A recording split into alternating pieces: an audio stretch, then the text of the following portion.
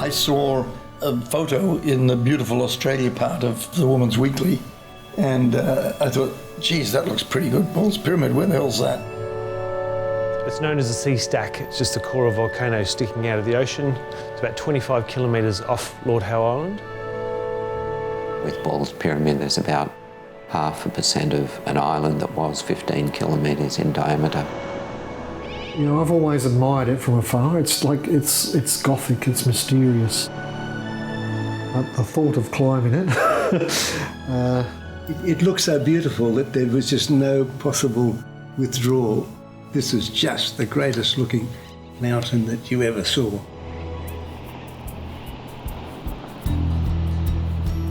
Now, we didn't know anything about Lord Howe Island or who lived there, how you got there, anything. But a bit of research told us we could fly in on a flying boat.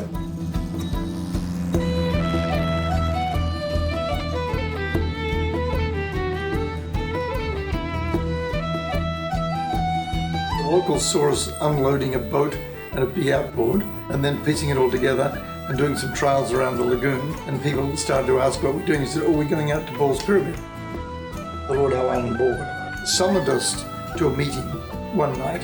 And they said, well, you can't go. And I said, well, we're going. And they said, well, we'll stop you. And we said, well, you haven't got a boat fast enough because ours is overpowered and we can outrun you. So this ended up in a big fight. And at one stage, Dave had to physically suppress me from punching out the administrator.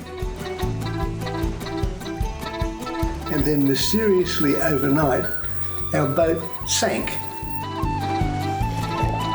And that's what triggered the rise of power amongst the younger men.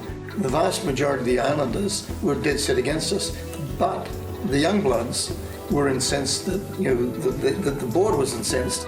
So they came to us and said, you know what, if you're against the board, we can help you.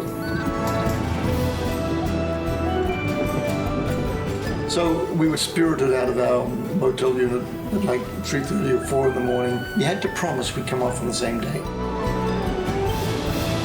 And then we climbed. We finally worked out a really neat way of getting up very quickly, 300 feet. And then beyond that, up to Gannett Green, and then we climbed maybe another 200, 300 feet above that. We ran out of time and had to come back.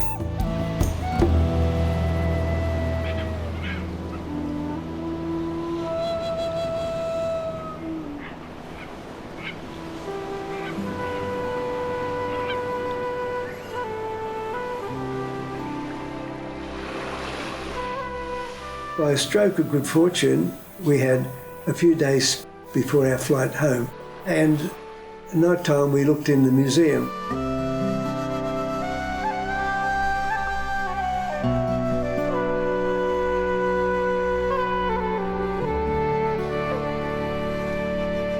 In the museum there was an old dead phasmid from way back,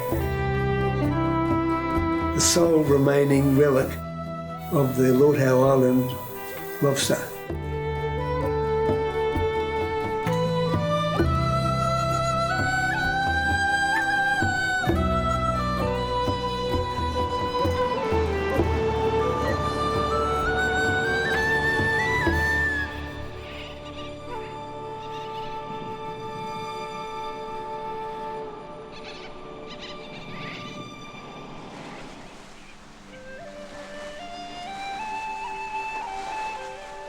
Plants and animals cross the ocean only very rarely, blowing in the wind currents, drifting in water currents. When plants or animals get to an island, they can adapt to suit the local conditions over many thousands of generations, and genetically they change into new species. Islands only make up 5% of the surface area of planet Earth, but they contain 28% of the biodiversity.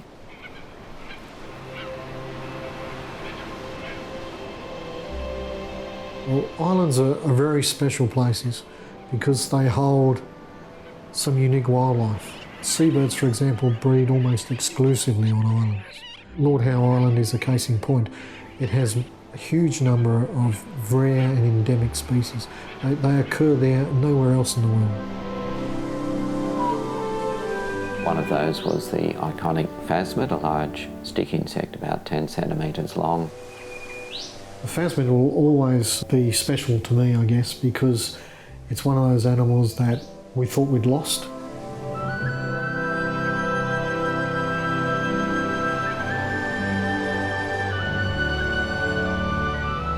First heard about Bull's Pyramid, I must have been about 19 years of age, and I walked into a news agency in Roseville, one of the northern city suburbs, and saw a magazine which had an article inside about 2 climbers who had climbed on Bull's Pyramid.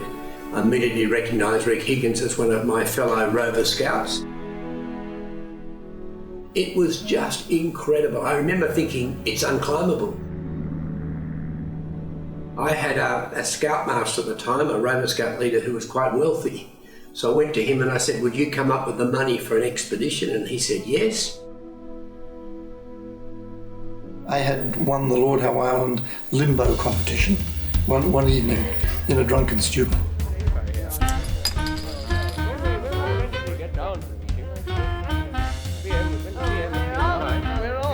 I ended up in hospital sometime later, and a gentleman by the name of Tony Balthazar, who was quite a distinguished doctor and very wealthy, came to see me.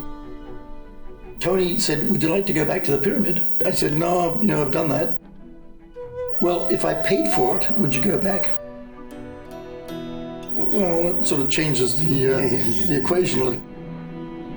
His condition was, which was absolutely perfect for me, was that it be a Boy Scouts trip.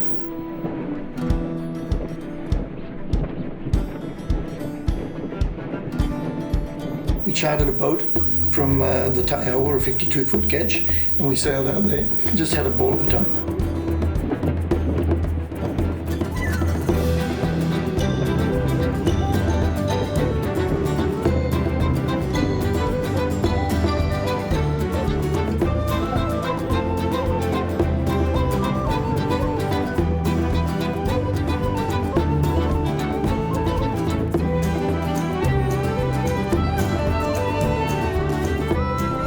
And then I remember as we got to the pyramid, we climbed into a little dinghy and then had to jump from the dinghy into the ocean and swim across the waves or in the water and then grab hold of the ledge as the wave washed us down, clamber up onto the pyramid and start climbing from there.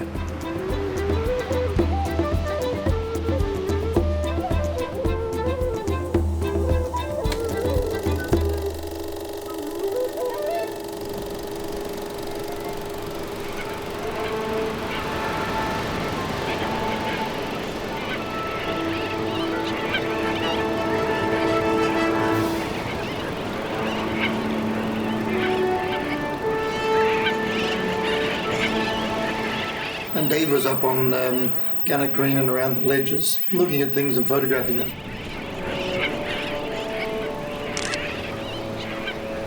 And he got me up and he said, "What do you think of this thing?" And I said, "Well, apart from the fact it's just died very recently and being eaten by ants, I said it just looks like an overgrown black, insect." And he said, "Well, I think it's unique." The phasmid was apparently quite common on Lord Howe Island before the 1920s. They used to occur in their hundreds inside the hollows of some of the trees out there.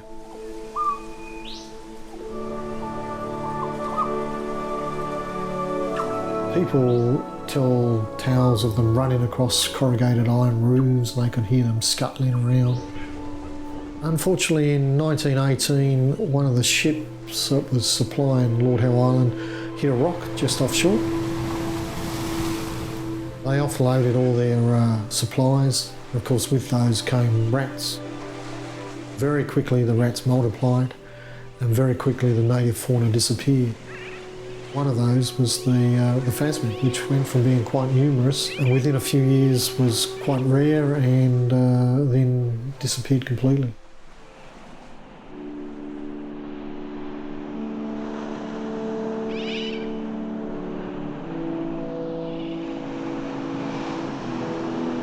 The climbers returned with photographs of the dead specimen in the early 60s. They didn't realise what they had at the time, but they brought photographs back. That highlighted to the entomological world that this species may still be alive on the pyramid.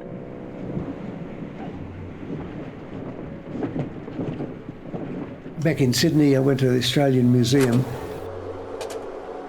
and I showed them the slides, and as soon as the phasmid came on, all the rest of the slides were interesting but irrelevant. That is extinct.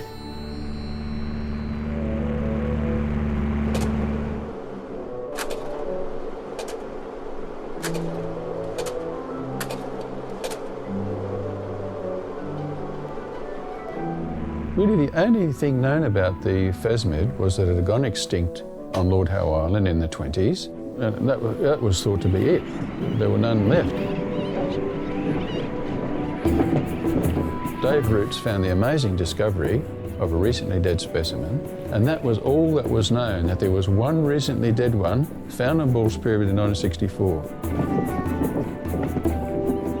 No biologist had ever been to Ball's Pyramid. I was the first.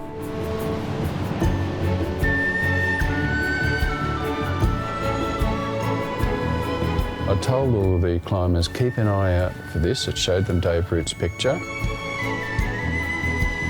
And I thought, oh gosh, I've got to keep an eye out. And there it was, just sitting right out in the open, a phasmid exoskeleton. I didn't have collecting jars or anything. I just put it in my shirt pocket because I was more concerned about my survival than the phasmid's survival at that time.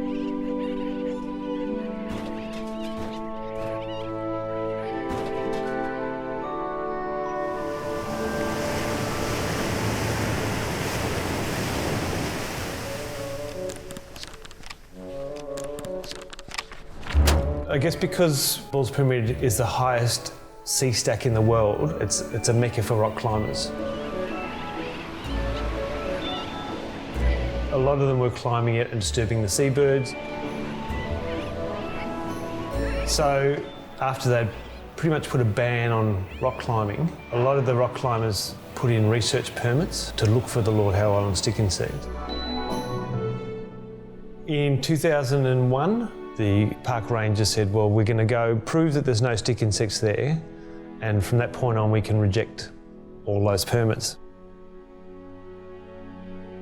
People have been over there numerous times since the 60s and all had failed to find it.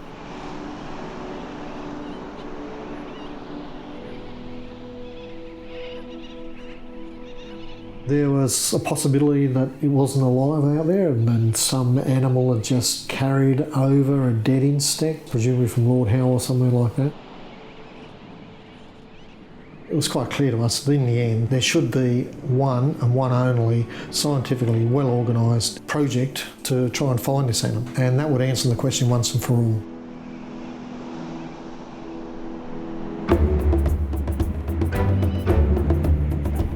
When we first were in the ship coming to Ball's Pyramid, I remember David and I looked at Ball's Pyramid and said there's no way that any animal that lives in a rainforest could survive there. We're wasting our time. We undertook the survey, determined to make sure that we were going to do a thorough job, but not really having any great expectation of finding a population. Since it was nocturnal, we then decided that we would go in the daytime and search for evidence. We were unlikely to find the insects during the day, we knew that, but the signs they leave behind are much easier to find. So we went on the pyramid looking for insect droppings, basically. We found droppings only under a couple of bushes, having searched as much vegetation as we can. We also found a large grasshopper, which could have been the cause of the droppings there. We decided then that as these things are nocturnal, the best chance of finding them was actually scour the pyramid at night.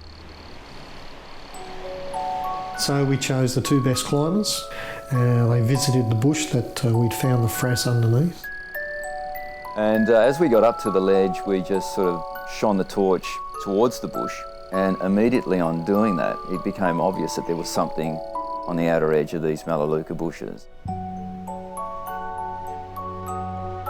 We actually stayed up quite a while to wait for them.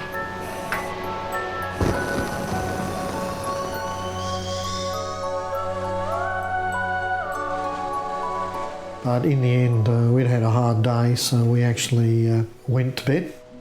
There was great excitement when they came back about 1:30 and woke us up, shouting, "We've found them, we've found them." We didn't know whether to believe them at first. It was obvious what they were, because they were really quite glossy in the torchlight. They were like two little kids jumping up and down, just rejoicing in the fact that we were looking at a species of insect that still existed, but was thought to be extinct. I've devoted my life to try and preserve what we have, what wildlife we do have. So we sat up, put the billy on and sat up for the next few hours talking about what this meant and what we should do. Because we'd already sort of lost them once, we were certain that we weren't going to prepare to lose them a second time.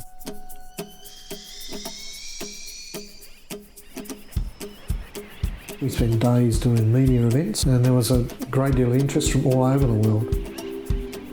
Some of the media we did was from serious science shows and science commentators, but it got out there in the media that we'd discovered a walk-in sausage. The name came about simply because one of the other commentators that we were talking to said he'd seen stick insects in his backyard and they were no big deal and they were quite small. And we had to try and explain to them that no, they were much larger than that. We told him to imagine something the size of a sausage with great legs on it. So he termed it straight away, the walk-in sausage. Not quite true, but aside from that, it's the rarest insect in the world. The Melaleuca patch where they found it is about 10 metres by 30 metres. So that's the entire world population. That's a tiny, tiny population. We made the decision then to take animals into captivity and to start a captive colony.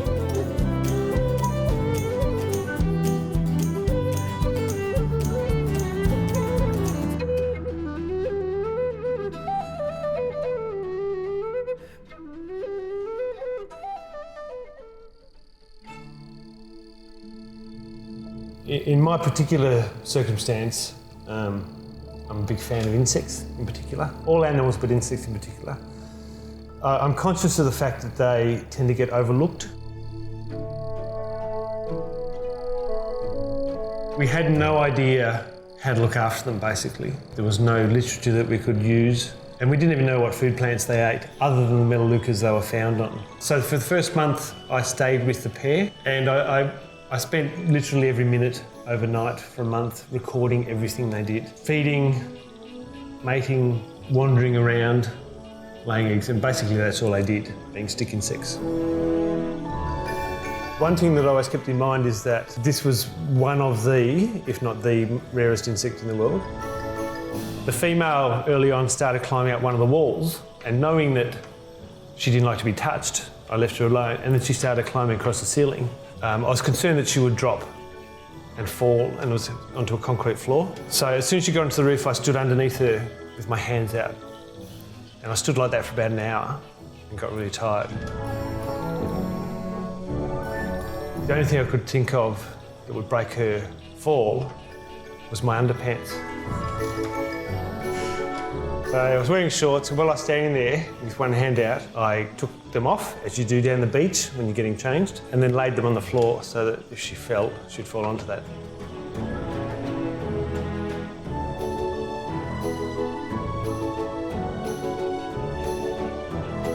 At that stage, I was also in hallucinatory states, a bit worried about the people that I imagined outside the glass house looking in while I was taking my underpants off to help the stick insect.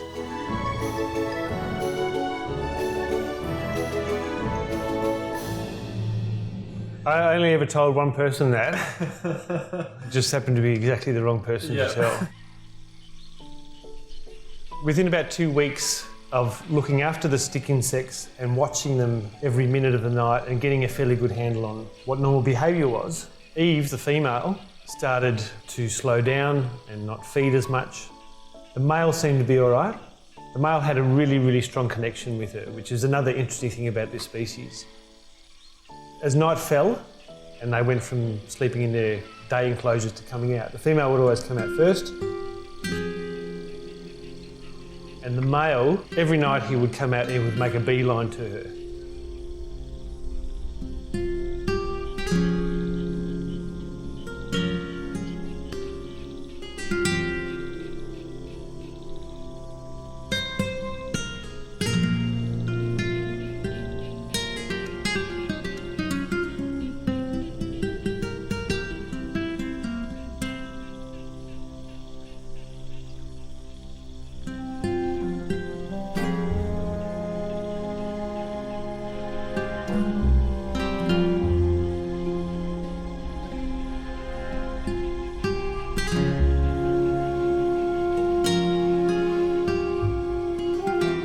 But the female had slowed down to the point where I could pick her up. She would lay in my hand on her back with her legs crossed over, like you see a beetle dead on the footpath.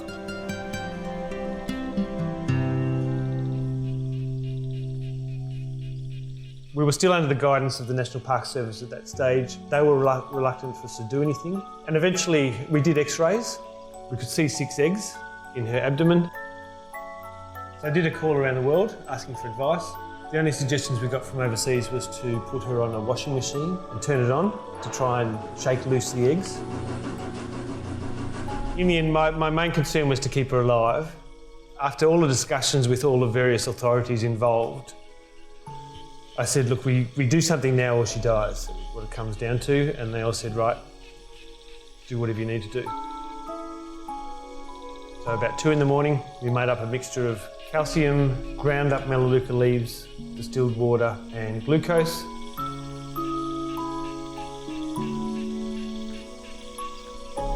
Holding her under a microscope, I put into an eyedropper and then fed her drop by drop.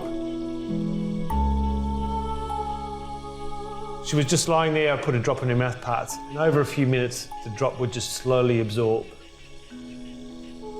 There's been many moments in the history of conservation where that sort of thing happens. You come down to one event that is make or break. If she died, that would probably be the end of the program.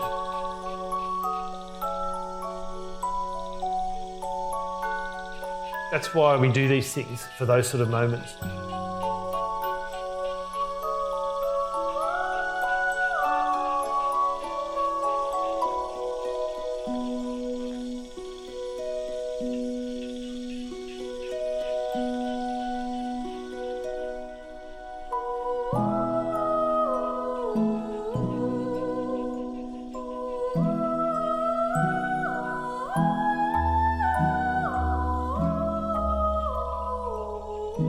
When she first started moving and was obviously going to live, it was about 4 in the morning and I was obviously elated over the moon, but there was no one to tell. So I went outside, shared my joy with the possums. My son at that time was a very big Harry Potter fan. He used to run around the house saying, I am a powerful wizard. I did the same thing to the possums. I stood out in the rain, overjoyed, and called out to them that I was a powerful wizard in my son's voice.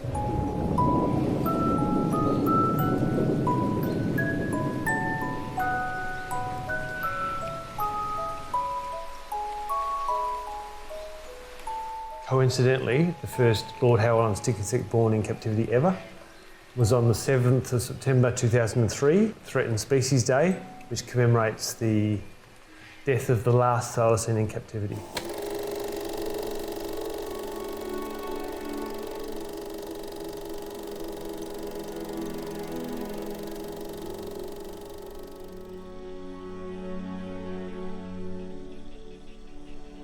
She went on to lay another 250 eggs or so, and I still don't know why she appeared to go downhill so quickly and what the cause of it was, and I don't know why what we did seemed to make such a difference.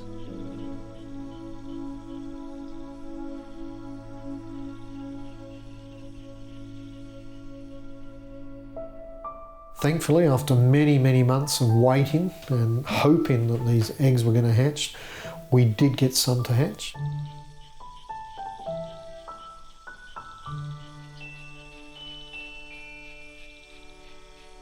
And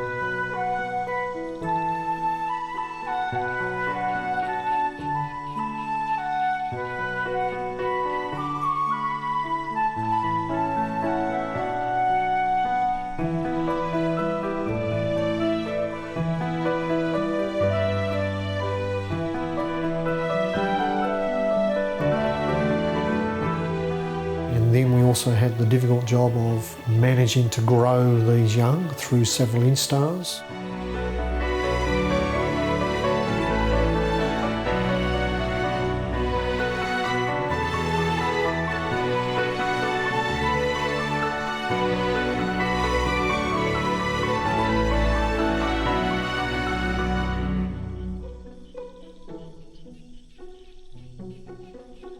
Finally, after a lot of hard work, managed to get a captive population that is now secure.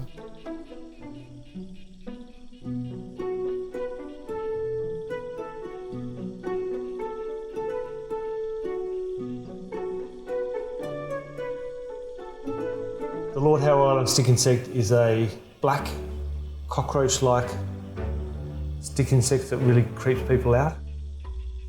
So it was a challenge to take this ugly duckling and sort of get people on side. Some people think that they're adorable. They're quite cute. If you wanted to design a Jurassic-looking insect, then this would be it. But it has become one of the best known, certainly the best known invertebrate conservation projects in the world.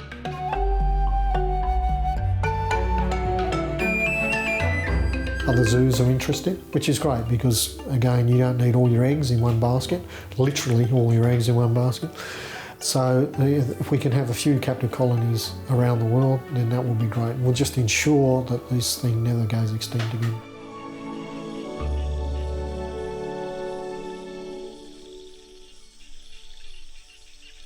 In the meantime, we're still looking to reintroduce this animal back onto Lord Howe Island. It's an option we have in the future. It's not possible now because the reasons they went extinct on the island still remain, and that is because they have rats on the island. You know, we can't contemplate reintroducing them onto the main island until we get rid of rats.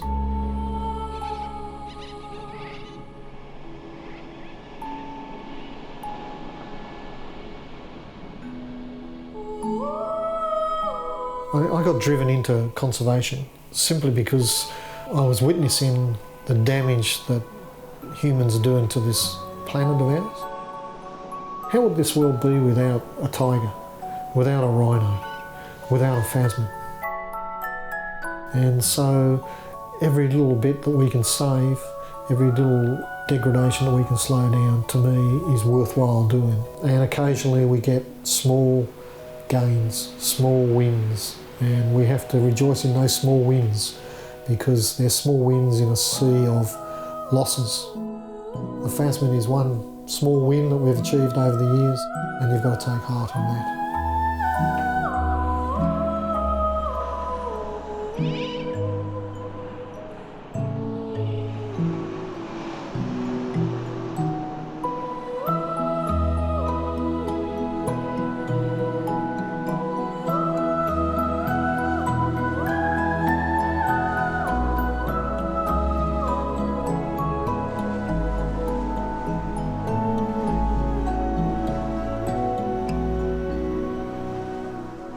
That's why I thought it was so important in 2014 when some climbers found a new population over 1,000 feet above the known living population.